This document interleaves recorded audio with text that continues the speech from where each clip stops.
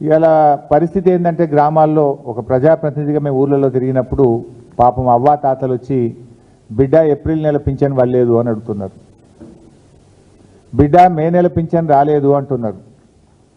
కేసీఆర్ ఉండగా నెల నెలా పింఛన్లు వస్తుంటే బిడ్డ బ్యాంకు చుట్టూ తిరిగి తిరిగి అలసిపోతున్నాము, బ్యాంకు దగ్గరికి పోతే పోస్ట్ ఆఫీస్ దగ్గరికి పోతే ఇంకా పింఛన్ వల్లేదు పో అంటున్నారు. ఇది ఏంది బిడ్డ అని అడుగుతా ఉన్నారు ఈరోజు. ఆనాడేమో అవ్వా నీ పింఛన్ ఎంత, ఇక వస్తుంది ఇందిరమ్మ రాజ్యం డిసెంబర్ 9న 4000 పింఛన్ ఇస్తామని ఉదరగొట్టిరి. ఇప్పుడు కనీసం కేసీఆర్ గారు ఇచ్చిన ఆ 2000 పెన్షన్ కూడా నెల నెల ఇవ్వని దుస్థితి ఇవాళ ఈ రాష్ట్రంలో నెలకొన్నది.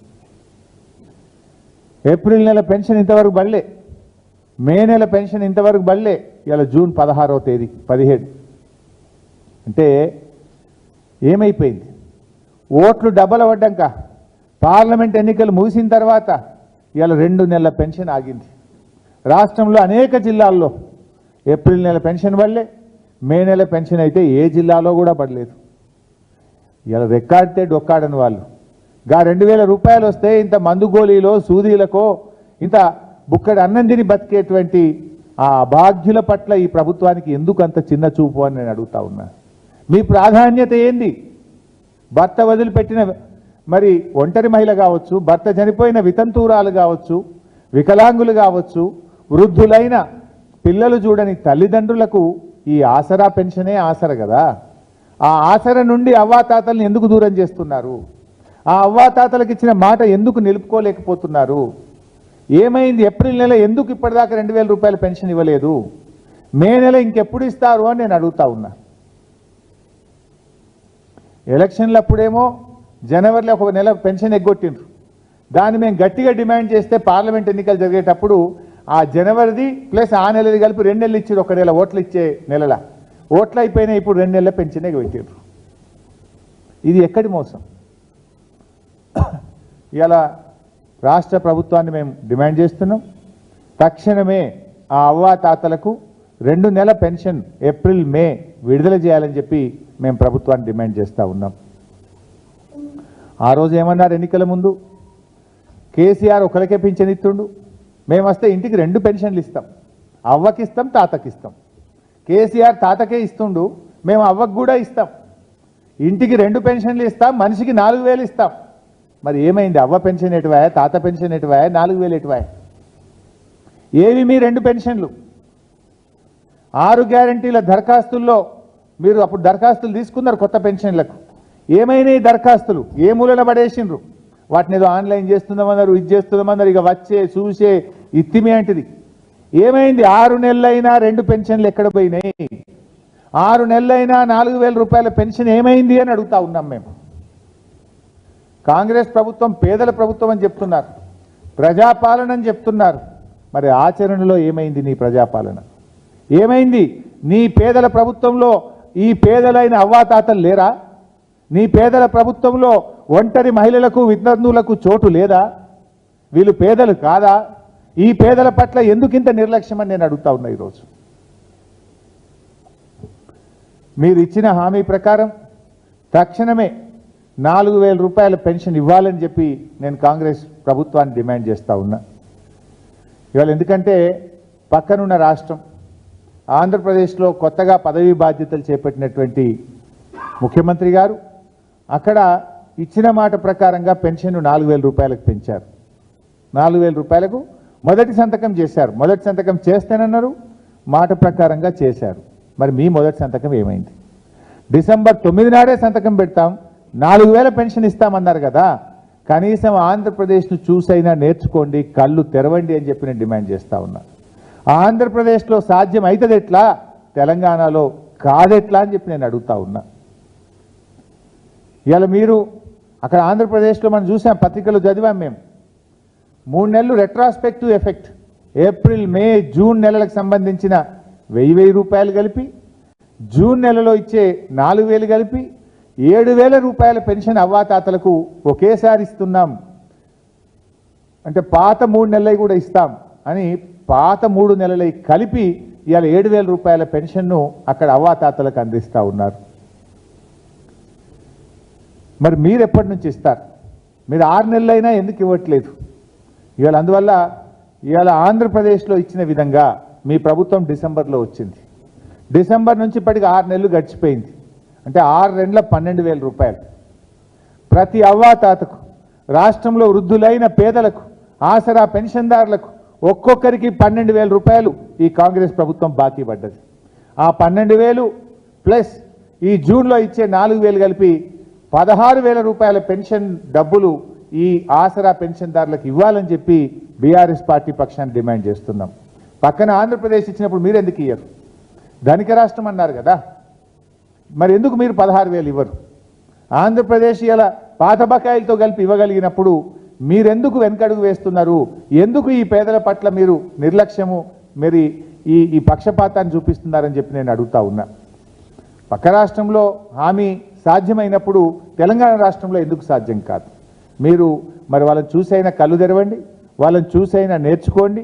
మీరు తక్షణమే ఆ 6 నెలల పెన్షన్ బకాయిలు మరియు ఈ నెల నుంచి 4,000 రూపాయలు కలిపి అవ్వాతాతలకు ఇవ్వాలని చెప్పి మేము డిమాండ్ చేస్తూ ఉన్నాం.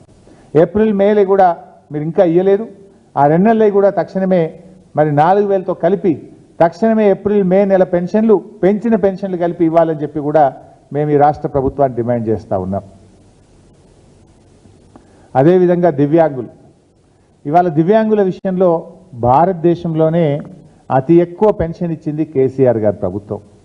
ఈ దేశంలో 28 రాష్ట్రాల్లో ఎక్కడ లేని విధంగా దివ్యాంగులకు 4,016 రూపాయల పెన్షన్ ఇచ్చింది కేసీఆర్ గారి ప్రభుత్వం.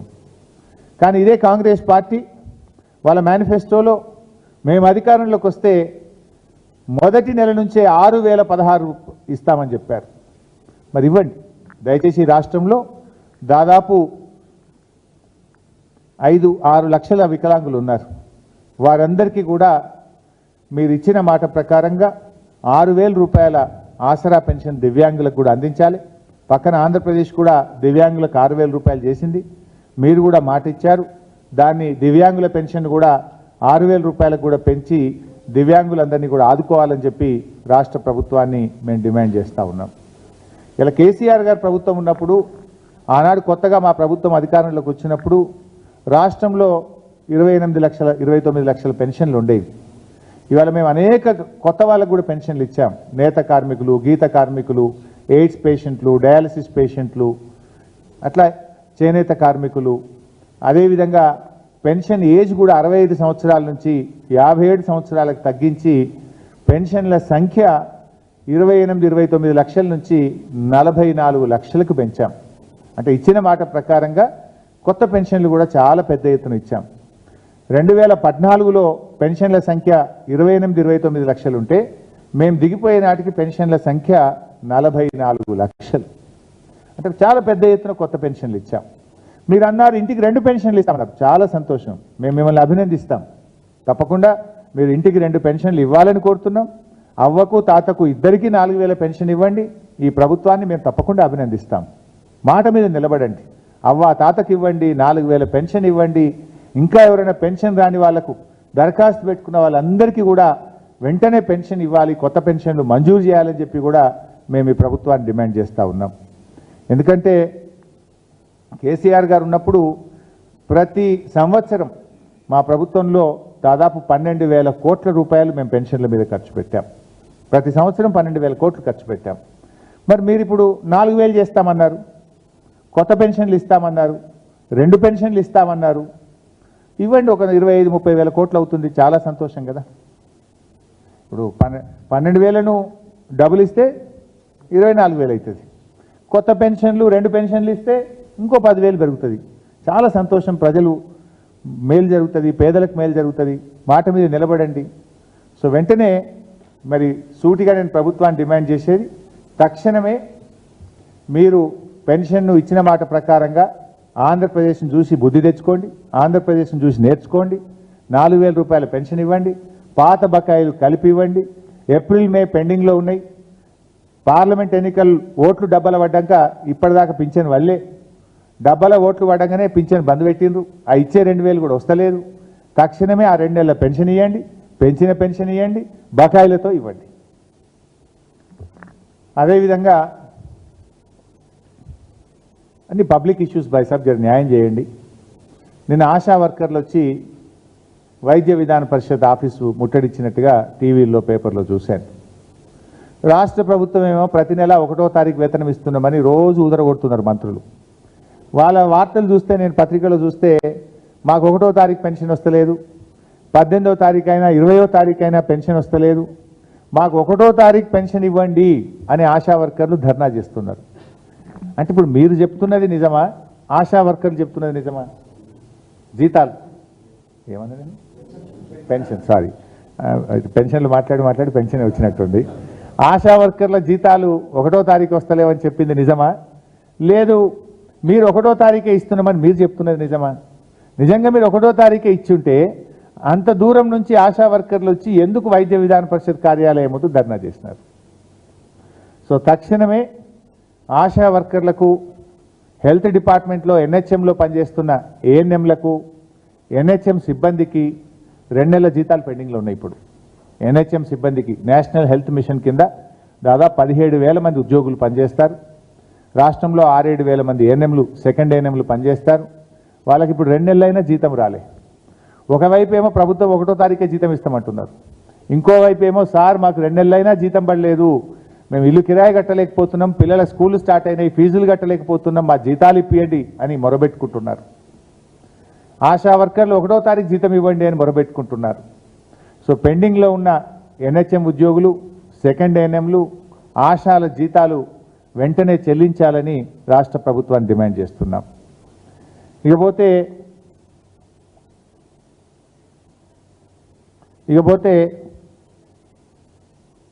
గ్రామ పంచాయతీ వర్కర్లు ఇవాళ మా ప్రభుత్వం ఉండగా పల్లె ప్రగతి కింద అద్భుతంగా సేవలు అందించాం. ఇవాళ మళ్ళా పల్లెల్లో ఆ ప్రగతికి పూర్తిగా బంద్ అయిపోయింది. నిన్నెక్కడో చూశాను, సిపిఎం పార్టీ కామారెడ్డి జిల్లాలో 5 నెలలైంది గ్రామ పంచాయతీ వర్కర్లకు జీతాలు లేవు అని ధర్నా చేస్తున్నారు. అది చదివి నేను మా జిల్లాలో, మా కాన్స్టిట్యున్సీలో ఫోన్ చేసి అడిగాను, సార్ ₹1 గ్రామ పంచాయతీకి వస్తలేదు, 5 నెలల నుంచి జీతాలు లేవు, ట్రాక్టర్ ఇన్స్టాల్మెంట్లు కట్టలేకపోతున్నాం, ట్రాక్టర్లో డీజిల్ పోయడానికి కూడా గ్రామ పంచాయతీలో డబ్బులు లేవు, పంచాయత్ సెక్రటరీలు కానీ స్పెషల్ ఆఫీసర్లు జేబుల్లో నుంచి సొంత డబ్బులు పెట్టి ఇవాళ మేము డీజిల్ పోయించే పరిస్థితి ఉన్నది, గ్రామ పంచాయతీలు నిర్వీర్యమైపోయినాయి, ప్రభుత్వం నుంచి నయా పైసా రావడం లేదని వాళ్ళు వాపోతున్నటువంటి పరిస్థితి. మరి ఏం చేస్తుంది ప్రభుత్వం? 5 నెలల నుంచి సఫాయి కార్మికులకు మీరు జీతాలు ఇవ్వకపోతే ఏ పేదల కోసం మీరు పనిచేస్తున్నారు? మీరు చెప్పుకునే పేదల ప్రభుత్వం అని మీరు చెప్పుకునే గొప్పలు ఇదేనా అని నేను అడుగుతా ఉన్నా. గ్రామ పంచాయతీ సఫాయి కార్మికుల కంటే నిరుపేదలు ఇంకెవరుంటారు? ఆ పేదలకు వేతనాలు ఇవ్వడానికి ఎందుకు మీకు మీ దాంట్లో ప్రాధాన్యత లేదు? మీ ప్రభుత్వం దృష్టికి పనిచేయడం లేదా, రావడం లేదా? సో తక్షణమే గ్రామ పంచాయతీలకు నిధులు విడుదల చేయండి. సర్పంచుల పదవీ కాలం ముగిసింది, పాపం బిల్లులు రాక వాళ్ళు కరెంటు మోటార్లు కాలిపోతే మరమ్మతు చేసినాయి కానీ, వాళ్ళ జేబుల నుంచి సఫాయి కార్మికులకు ఇచ్చిన జీతాలు కానీ రాక ఇవాళ సర్పంచులు కూడా బాధపడతా ఉన్నారు. 5 నెలల నుంచి 4 నెలల నుంచి అనేక గ్రామాల్లో సఫాయి కార్మికులకు జీతాలు లేవు. ప్రభుత్వం స్పందించి గ్రామ పంచాయతీలకు నిధులు విడుదల చేసి ఆ సఫాయి కార్మికులందరికీ, పారిశుధ్య కార్మికులందరికీ వేతనాలు చెల్లించాలని చెప్పి రాష్ట్ర ప్రభుత్వాన్ని డిమాండ్ చేస్తూ ఉన్నాం. అదేవిధంగా ఈ ప్రభుత్వానికి మానవత్వం లోపించిందేమో అనిపిస్తూ ఉంది. సీఎంఆర్ఎఫ్ చెక్కులు లేవు. 6 నెలలైంది గవర్నమెంట్ వచ్చి. గతంలో కేసీఆర్ గారి హయాంలో చెక్కు ప్రింట్ అయింది, 65,000 చెక్కులు ప్రింట్ అయినాయి. దాని మీద కేసీఆర్ గారి బొమ్మ ఉన్నదని అవి పంచకుండా ఆపెట్టారు. అరే మీ బొమ్మ పెట్టుకొని పంచరాదు మేము వద్దంటున్నామా? గత ప్రభుత్వమే మంజూరు చేసింది. చెక్కులు ప్రింట్ అయినాయి 65,000. అవి పాపం నిరుపేదలకు అందించకుండా 6 నెలల నుంచి అనగబెట్టిండ్రు, ఆపెట్టిండ్రు. అట్లా ఒక 22,000 అప్లికేషన్లు శాంక్షన్ అయి ఉన్నాయి. ఇంకో 25,000 అప్లికేషన్లు స్క్రూటినీ కాకుండా ఉన్నాయి. ఇక మీ ప్రభుత్వం వచ్చినాక ఈ 6 నెలల నుంచి వచ్చిన దరఖాస్తులు ఆనే ఉన్నాయి. దాదాపు ఈ రాష్ట్రంలో 150,000 మంది ప్రజలు సీఎంఆర్ఎఫ్ చెక్కుల కోసం ఎదురు చూస్తూ ఉన్నారు. ఎంతో పేదలు అప్పు తెచ్చుకొని వాళ్ళు వైద్యాన్ని తీసుకున్నారు. ప్రభుత్వం మీద ఇచ్చే సహాయం వాళ్ళకి ఎంతో కొంత ఆ కుటుంబాలకు ఉపశమనం కలిగిస్తుంది. ఇలా ఫోటో మార్చడం పేరు మీద, మీ ఫోటో పెట్టుకునే దాని పేరు మీద ఇంత నిర్లక్ష్యం అవసరమా? తక్షణమే సీఎంఆర్ఎఫ్ అప్లికేషన్లన్నీ కూడా రివ్యూ చేసి ప్రాసెస్ చేసి ఎదురు చూస్తున్నటువంటి ఆ నిరుపేదలకు ఈ సీఎంఆర్ఎఫ్ చెక్కులు వెంటనే అందించాలని చెప్పి రాష్ట్ర ప్రభుత్వాన్ని మేము డిమాండ్ చేస్తూ ఉన్నాం. మరో ప్రధానమైన సమస్య అంగన్వాడీ టీచర్లు. ఒకవైపేమో 1వ తారీఖే జీతం ఇస్తున్న ప్రభుత్వం అని మీరేమో గప్పాలు కొట్టుకుంటున్నారు. అంగన్వాడీ టీచర్లేమో రోడెక్కుతున్నారు. ఈ రాష్ట్రంలో 65,000 మంది అంగన్వాడీ టీచర్లు ఆయాలు ఉన్నారు. ఈ 65,000 మందికి 2 నెలల నుంచి జీతం రాలే. 2 నెలల నుంచి జీతం రాక అంగన్వాడీ టీచర్లు ఆయాలు ఆందోళన చెందుతూ ఉన్నారు. జీతాలు కట్టుకోలేక స్కూళ్ళు స్టార్ట్ అయినాయి, పిల్లలకు పుస్తకాలు కొనియాలి, బట్టలు కొనియాలి, ఫీజులు కట్టాలి, మా జీతాలు రావడం లేదని బాధపడుతున్నారు. అంగన్వాడీ టీచర్లను వివిధ రకాల పనులు చెప్పి వేధిస్తూ ఉంది ప్రభుత్వం. మీరు ఇంటింటికి పోయి నల్లా సర్వేలు చేయండి, ఇంకో పని చేయండి, మీరు థంబ్ ఇంప్రెషన్ పెట్టండి. ఇలా అంగన్వాడీ టీచర్లను ఉసురు పోసుకుంటున్నారు, ఇబ్బంది పెడుతున్నారు.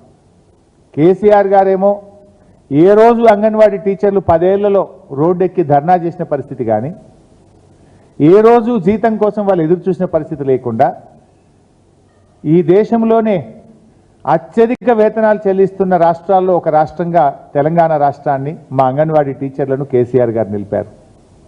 కానీ మీరేమో ఇచ్చే జీతం ఇస్తలేరు. ఓ జీతం పెంచుతామని చెప్పి మేనిఫెస్టోలో గొప్పగా చెప్పిండ్రు. అంగన్వాడీ టీచర్ల జీతం మేము పెంచుతాం, వాళ్ళకి స్కేల్ ఇస్తామని చెప్పిండ్రు. పెంచుడు మాట దేవుడేరు, ఇచ్చే జీతం కూడా ఇస్తలేరు. 2 నెలలే ఆ జీతం ఇయ్యక. తక్షణమే వాళ్ళ వేతనాలు చెల్లించండి. మేనిఫెస్టోలో చెప్పిన విధంగా అంగన్వాడీ టీచర్లకు ఆయాలకు వేతనాలు పెంచాలని చెప్పి రాష్ట్ర ప్రభుత్వాన్ని నేను డిమాండ్ చేస్తూ ఉన్నాం. ఇకపోతే 3rd ఇష్యూ బైసాబ్ చెప్పమంటారా లేదా ఇంకో రోజు పెట్టమంటారా? డైల్యూట్ అయిపోతుంది, నీట్ మాట్లాడేది ఉండే నాకు. ఆల్ కరెంట్ టాపిక్సే బైసాబ్ నేను మాట్లాడింది. వాళ్ళేమో జీతాలు లేక పిల్లల చదువులకు ఫీజులు కట్టలేకపోతామంటున్నారు. వీళ్ళేమో నిరుద్యోగ యువత ఆందోళన చెందుతున్నారు. ఇప్పటికే ఒక అమ్మాయి ఆత్మహత్య చేసుకున్నది. Everything is important, but kindly cover it. ఇకపోతే నీట్.